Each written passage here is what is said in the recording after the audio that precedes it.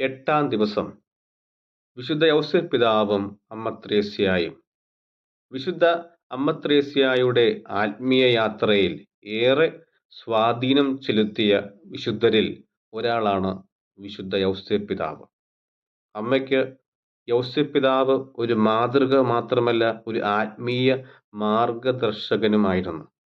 അമ്മ ഇങ്ങനെ പറയുന്നു: മറ്റു വിശുദ്ധന്മാർ ചില കാര്യങ്ങളിൽ സഹായിക്കാറുണ്ട്, പക്ഷേ യൗസേപ്പ് പിതാവ് എല്ലാ കാര്യങ്ങളിലും സഹായിക്കുന്നുവെന്ന്. ജീവിതത്തിലെ കഠിന സാഹചര്യങ്ങളിൽ യൗസേപ്പ് പിതാവിന്റെ മാധ്യസ്ഥ്യം നിരന്തരം അമ്മ അഭ്യർത്ഥിച്ചിരുന്നു. അമ്മ ത്രേസ്യായുടെ ജീവിതത്തിലെ വിശ്വാസം, പ്രാർത്ഥന, സേവനം, ദൈവവിശ്വാസം ഇതെല്ലാം യൗസേപ്പ് പിതാവിന്റെ നിശബ്ദ സാന്നിധ്യത്തിൽ അമ്മയിൽ വളർന്നു വന്നു.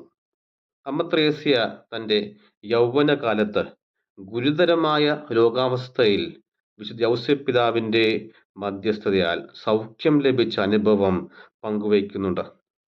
അമ്മ ഇങ്ങനെ പറയുന്നു: ഞാൻ യൗസേപ്പ് പിതാവിനോട് അപേക്ഷിച്ചു, അവന്റെ മധ്യസ്ഥതയാൽ ഞാൻ പൂർണ്ണമായി സുഖപ്പെട്ടു. ഇന്ന് മനുഷ്യർ ആശങ്കകളിലും വൈഷമ്യങ്ങളിലുമാണ്. യൗസേപ്പ് പിതാവിന്റെ കരുതലും അമ്മ ത്രേസ്യായുടെ ധൈര്യവും പ്രാർത്ഥനയും നമ്മെ ഭയം, നിരാശ എന്നിവ മറികടക്കുവാൻ സഹായിക്കുന്നു. പ്രാർത്ഥന: കർത്താവേ, അങ്ങേ താതനായ വിശുദ്ധ യൗസേപ്പ് പിതാവ് തന്റെ കരുതലിലൂടെ അമ്മ ത്രേസ്യായെ ദൈവിക പുണ്യങ്ങളിൽ വളരുവാൻ സഹായിച്ചുവല്ലോ.